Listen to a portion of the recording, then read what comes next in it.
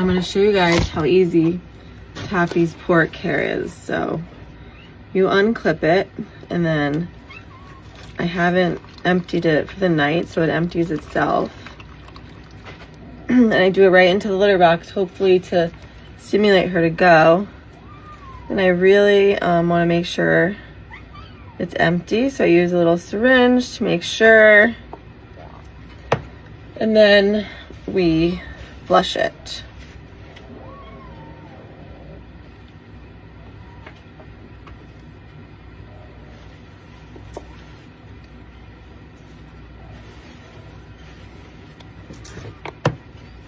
It's as easy as that. Clip it, done.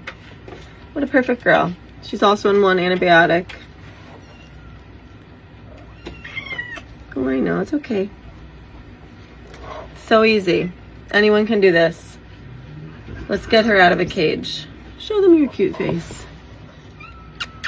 Right? Sweet girl. Let's get you some breakfast.